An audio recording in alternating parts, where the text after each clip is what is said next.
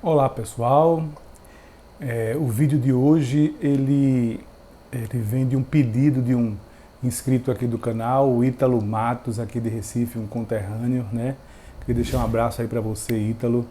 Eu quero dizer que demorou um pouco para fazer esse vídeo, que eu estava meio sem inspiração, sabe? Não ia nem fazer um vídeo tocando nesse assunto, né? Mas como você pediu, aí eu fui dar uma lidazinha, né, no que os jornais estavam falando sobre ele, né? E aí me veio uma frasezinha só que eu vou fazer uma reflexão sobre isso, né? Me veio uma ideia, uma inspiração, uma reflexão sobre isso. Aí demorou um pouco porque eu adoeci logo em seguida, quando eu ia fazer, eu adoeci, fui acometido de uma tendinite muito forte no braço direito, e não deu para fazer e está saindo agora, né? Mas eu creio que vai ficar muito bom. É sobre o caso da pastora e deputada Flor de Lis, né? Esse caso aí assombroso, né? Que foi agora a conclusão da investigação da Polícia Civil do Rio de Janeiro concluiu que ela foi a mandante do assassinato do marido, né? O pastor Anderson do Carmo, né? Uma coisa saiu agora, foi matéria semana passada, né? E que ela foi a conclusão do inquérito policial, que ela foi a mandante e ainda utilizou um de seus filhos, né, como para executar o assassinato, né? Eu vou começar lendo aqui a matéria que foi descrita aqui no portal Terra, né? E daí eu vou parando para ir comentar o que eu achei de relevante nesse assunto. O título da matéria é, entre aspas, né? Fazer o quê? Separar não posso, escreveu Flor de Lis, né? Deputada é apontada pela Polícia Civil e pelo Ministério Público do Rio como mandante do assassinato do marido, o pastor Anderson do Carmo. Apontada pela Polícia Civil e pelo Ministério Público do Rio como mandante do assassinato do marido, o pastor Anderson do Carmo, a deputada federal Flor de Lis teria arquitetado o crime por estar insatisfeita com a forma com que o pastor geria o dinheiro da família. Segundo os investigadores, ela tentou assassinar o pastor pelo menos 6 vezes por envenenamento, além de contratar pistoleiros em outras 2 oportunidades. Eu podia dar uma parada aqui já para fazer uma reflexão, mas eu vou complementar aqui pular um pouquinho a matéria, dizendo o seguinte: o grupo que se formou vendeu a imagem de um casal perfeito, de uma família caridosa que criou 55 filhos, quando na verdade os autos mostram que foi um golpe, um meio de se conseguir proteção, afirmou o promotor. Começou em maio de 2018 com tentativa de envenenamento do pastor Anderson. Era feito de forma sucessiva, gradual, cumulativa, para conduzir à morte do pastor. Aí aqui eu já vou dar uma parada para fazer uma reflexão, né? Eu pergunto a essa pastora, né, que eu tenho certeza que ela já pregou no púlpito da sua igreja sobre esse assunto, né? Quando o crente ele está passando por um problema, o que é que os pastores orientam ele a fazer, né? Um problema que está sendo difícil de resolver, né, que ele não está conseguindo resolver com seus próprios esforços, né? Já tentou de tudo. O que é que os pastores orientam o crente que está ali sentado no banco da igreja, né? E eu tenho certeza que a pastora Flor de Lis também já deve ter orientado os seus seguidores, né? Os seguidores da sua igreja. A orientação é a oração, é fazer oração, é pedir a Deus através da oração para que esse problema que está sendo praticamente impossível de ser resolvido, que Deus, que é o Deus do impossível, resolver. Aí a primeira parada, a primeira reflexão é que eu faço: pastora, cadê a sua crença na oração? Eu tenho certeza que você já orientou várias vezes aí na sua igreja, né, as suas ovelhas a orarem quando estivessem diante de um problema difícil de ser resolvido. Aí eu lhe pergunto: cadê? A senhora não acredita em orações, pastora? Era isso que eu queria perguntar, né? Oração para a senhora não tem poder nenhum? por que a senhora não orou para resolver esse problema com o seu marido? Se seu marido a senhora estava insatisfeita, né, da maneira como ele geria os negócios da família, né? E a senhora não estava conseguindo resolver, por que a senhora não pediu a Deus, né? E esperou no tempo de Deus que isso fosse resolvido, né? Não é isso que vocês pregam, não é isso que vocês ensinam às pessoas que vão às suas igrejas, né? Não é isso que a Bíblia ensina também? Então eu lhe pergunto, por que a senhora não orou e não pediu a Deus que resolvesse esse problema? E outra coisa, a matéria diz que foram 6 tentativas de envenenamento do pastor. Tentaram matar o pastor, né, o seu marido, 6 vezes seguidas, né, através de envenenamento, desde 2018 até agora. Aí eu pergunto, cadê o livramento, cadê a proteção, né, divina desse Deus que eles pregam, né? 2 anos tentando matar ele, tudo bem que não conseguiram, né? Mas na última tentativa conseguiram, né? Arrumaram um meio mais eficaz, né? Através de uma arma de fogo, e conseguiram matar, né? E cadê o livramento divino aí, né? Cadê Deus nessa hora, né? Para livrar esse pastor desse mal que ele fora acometido. Durante o inquérito, a polícia e o Ministério Público do Rio de Janeiro se depararam com uma troca de mensagens em que Flor de Lis sugere que o assassinato do marido seria a única saída. Quando ela convence e fala com outro filho que está aqui denunciado, o André, sobre esse plano de matar Anderson, ela fala da seguinte maneira: fazer o quê? Separar dele não posso, porque senão ia escandalizar o nome de Deus. Então resolveram matar. Ora, pastora, foi essa frase aqui que me motivou a gravar este vídeo, né? Onde ela faz fazer o quê? Né? Ela concluiu que matar seria a melhor forma do que escandalizar o nome do Deus dela, né? Escandalizar perante quem? Perante as ovelhas, né? Os membros de sua igreja, né? Porque eu diria uma coisa, o mesmo Deus que abomina o divórcio, né?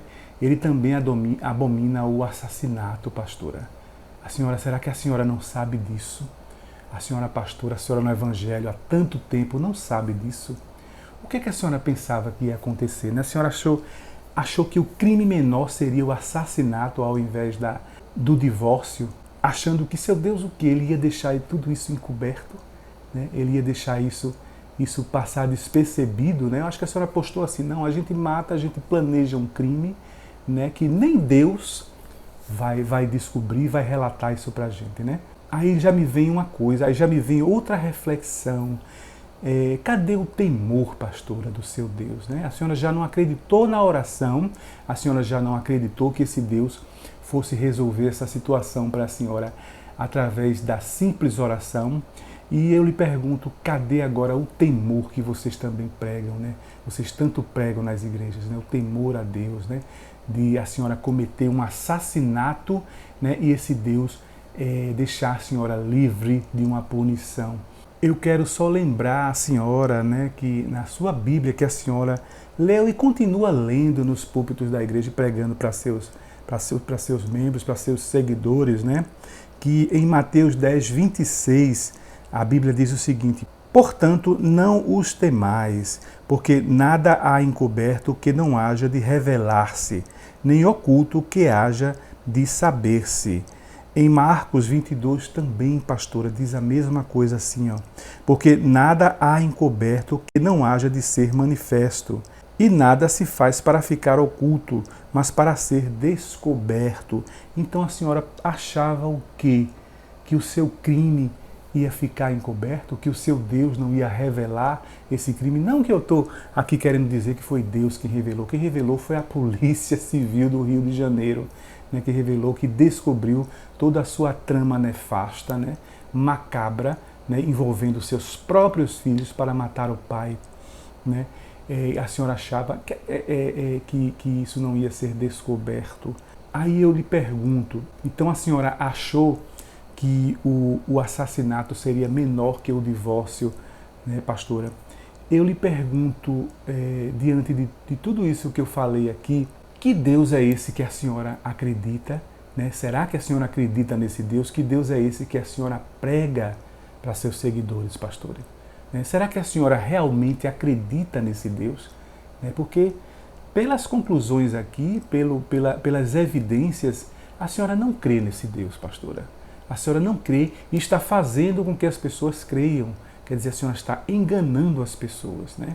A senhora, eu não sei o que pensar da senhora, porque pela conclusão que eu tenho, a senhora, eu não quero chamar a senhora de ateia para não ofender a mim e os meus amigos, as pessoas que eu conheço como ateus. Chamar a senhora de ateia seria uma ofensa aos ateus, né? Eu concluo que a senhora realmente não acredita no que a senhora está pregando. A senhora não teme, né, nem acredita nesse Deus, né, nem nas coisas que a Bíblia, que dizem que é a palavra dele, né, que a senhora com certeza deveria acreditar nisso, né, e passar isso para seu público, né? A senhora não acredita nisso, a senhora não tem crença nisso, né, devido às atitudes que a senhora tomou aqui, né, diante deste fato, né? Lembrando que a senhora ainda não foi condenada, né, mas isso é uma conclusão de um inquérito, essa mensagem que a senhora passou para seu filho, né, isso foi detectado pelas investigações da Polícia Militar e isso é uma chamada prova técnica. Eu acho muito difícil a senhora escapar da condenação, né? Não estou aqui lhe julgando previamente, mas diante dos fatos e diante das provas contidas, né, pela investigação da polícia, a senhora dificilmente escapará de uma condenação. Aí voltando também aqui na reflexão da mensagem que foi detectada pela polícia, né? Que ela diz: fazer o quê? Separar dele não posso, porque ia escandalizar o nome de Deus. Escandalizar o nome de Deus. Será que ela teve vergonha de Deus se separar do marido porque Deus não admite o divórcio? Não foi isso não. O que eu entendo aqui, ela não quis escandalizar o nome de Deus perante a igreja, perante as pessoas, os membros de sua igreja. É isso que ela não queria. Ela não queria servir de mau exemplo para as pessoas, né? E achou melhor assassiná-lo. Né? Ela achou menos grave, né? Um crime menos grave, assassiná-lo, né? Por quê? Porque esse escândalo talvez trouxesse a debandada de membros de sua igreja, né? Seria tão visível isso, né? Porque ela ia acontecer de alguns membros se decepcionarem, né? Eu não diria todos, mas alguns membros se decepcionarem e abandonarem a igreja. E com isso acarretaria o quê? Perda de arrecadação, gente. Tudo isso foi por causa de dinheiro, segundo dinheiro e poder, né? Segundo a Polícia Civil concluiu em seu inquérito, né? Toda essa trama foi por causa de poder, porque o pastor Anderson, ela estava insatisfeita, né, com o marido dela de estar gerindo todo o dinheiro da igreja, a arrecadação da igreja, dos shows que ela fazia, que ela também era cantora, né, do dinheiro que ele administrava da casa também, tudo isso ela estava insatisfeita. Então, a confusão toda, o problema todo foi por causa de dinheiro e poder, né? Por isso que ela resolveu não quis se separar dele para não escandalizar, né, o nome de Deus. Né? Na verdade, o que ela não queria era causar um escândalo perante as pessoas, os membros da sua igreja, né, para não haver essa possível debandada, que com certeza alguns iam debandar, sim, né, e consequentemente uma perda de arrecadação financeira. Então agora eu queria falar para você que é crente, você que é evangélico, que está sentado, que senta nesses bancos de igreja para ouvir essas pessoas que fazem vocês acreditarem, né, que elas são pessoas especiais, né, perante Deus, né, são pessoas ungidas por esse Deus, são pessoas inspiradas por esse Deus, né, intermediários desse Deus, né, para falar para vocês, para levar a palavra, a mensagem desse Deus, né, que tenham cuidado com essas pessoas, porque pelo que estamos vendo aí, diante pelo menos dessa pastora, essa Flor de Lis, né, que de flor não tem nada, né, ela conseguiu enganar vocês até agora, vocês que são membros da igreja dela, né, porque ela passou, como eu já falei, essa ideia de que ela não teme a Deus, a esse Deus, né, e ela não acredita no poder da oração, né, e foi isso que eu consegui captar, refletir diante dessas evidências, né, diante dos fatos e evidências que a Polícia Civil conseguiu detectar durante as investigações.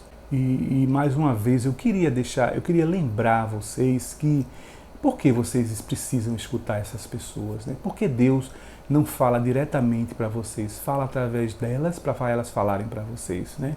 Vocês não dizem que o Espírito Santo é quem dá entendimento, né? Quando você realmente procura a Deus, você lê a palavra de Deus, o Espírito Santo, ele dá entendimento a vocês de tudo, né? De todas as dúvidas que vocês têm. Então, por que procurar essas pessoas? Por que ir às igrejas, né? Porque se não falar diretamente com o Espírito Santo, e o Espírito Santo revelar todas as dúvidas que vocês têm, né? Porque o mesmo Espírito Santo que se revela a essas pessoas, se revela a vocês, não é verdade? Ou tem vários Espíritos Santos, né?